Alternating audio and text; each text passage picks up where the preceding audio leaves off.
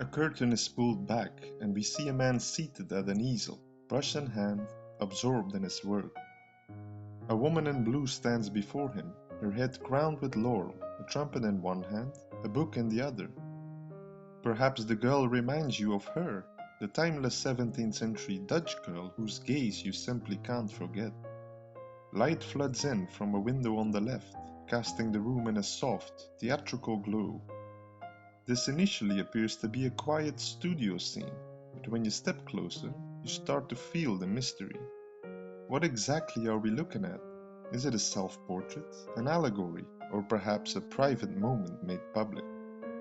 This painting is known as the art of painting, or sometimes as the allegory of painting, and it was painted by Johannes Vermeer in the late 1660s. In this video, I'll explore the hidden symbols of Vermeer's enigmatic masterpiece and why exactly it meant so much to him. As usual, I'll analyze this painting by starting with the painter himself, and you'll get to know plenty of his famous works along the way. Johannes Vermeer was born in Delft, in the Dutch Republic, in 1632. I must admit, although his paintings might appear rather boring at first glance, there has always been something that intrigues me about them. Vermeer lived his entire life in his hometown, rarely venturing far from its canals and gabled rooftops. His father was an art dealer and innkeeper, which meant Vermeer grew up surrounded by paintings and people. But little is known about his training. No documents confirm who his teacher was. What we do know is that by the age of 21, he was accepted into the Painters Guild of Delft. And equally significant, he married Catharina Bolnes, whose family was Catholic and wealthier than his own. Vermeer, a Protestant at the time, converted to Catholicism, and the couple went on to have 11 children, 4 of whom tragically died young. Life was not always easy. Vermeer wasn't wealthy, and he lived with his wife in the house of his mother-in-law. He painted slowly, and the vast majority of the just 36 surviving paintings he left behind depict the interior of the house he lived in. Some art historians believe that he completed up to 60 paintings, but I think that's a generous estimate. But here's why his paintings are special. Each one is a masterpiece in light, composition, and most importantly, atmosphere. He didn't paint grand historical scenes or crowded marketplaces like many of his colleagues during the so-called Dutch Golden Age.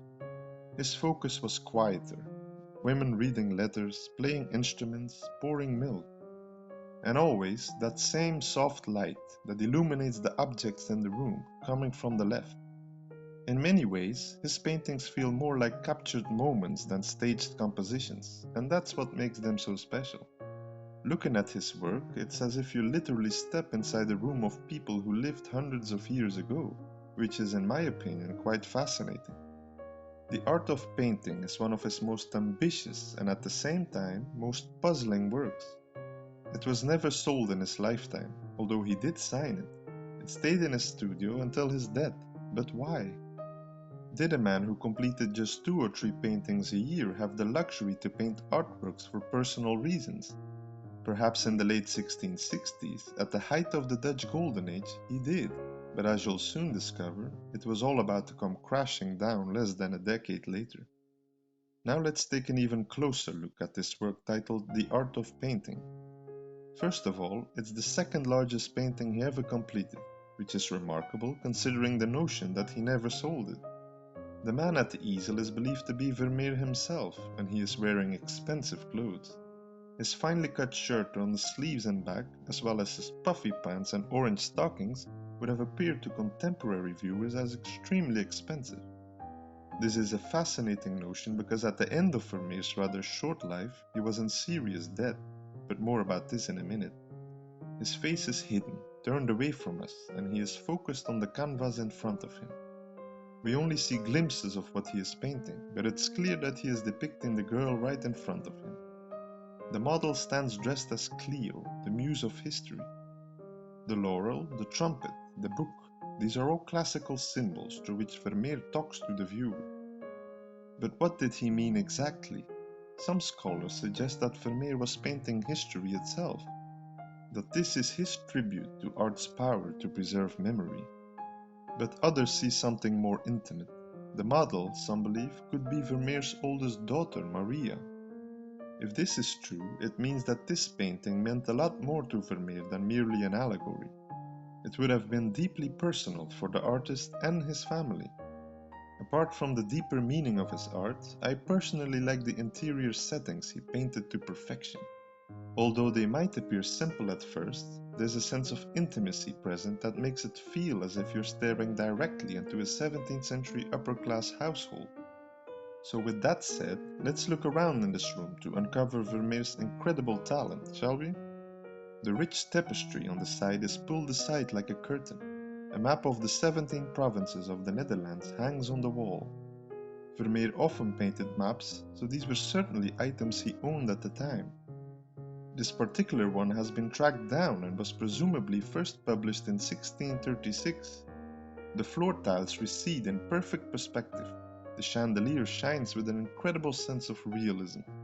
It's adorned with the double-headed eagle, which was the symbol of the former Habsburg rulers of the Low Countries.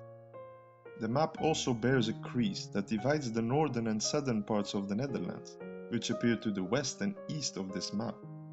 Apart from its symbolic meaning, this map also highlights his mastery of light. There's a stillness to the scene, but also a quiet intensity. This is exactly what I like so much about Vermeer's paintings. But the question remains, why did he paint this work, knowing that he wouldn't put it for sale? The true reason probably lies in a visit from a potential customer of the painter in 1663. Since he only painted 2 or 3 works a year, always commissioned from a select number of patrons, he usually didn't have a lot of his own artworks in his studio. When a French diplomat named Balthazar de Montconi visited Vermeer that year, he didn't have anything to show the man. From that point forward, he was dedicated to paint a work that he could keep in his studio to show off to potential customers.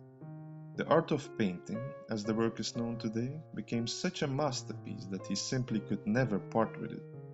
And this brings us to the story of the remarkable history of Vermeer's painting.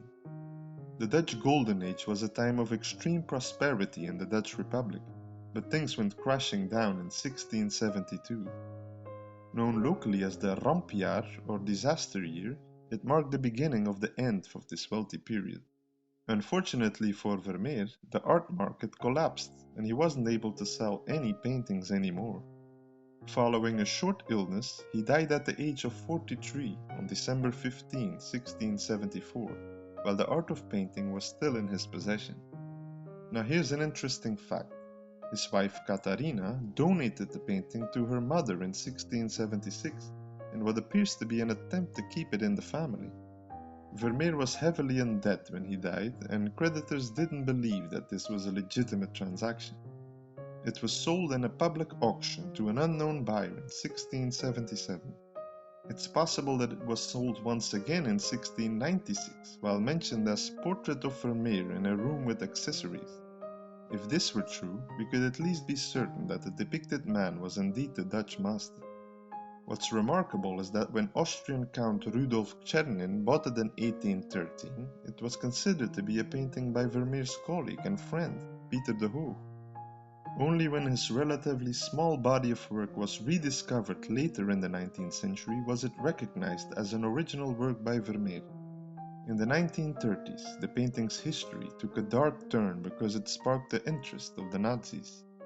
Adolf Hitler himself purchased the painting for 1.82 million Reichsmark from the Czernin family in 1940.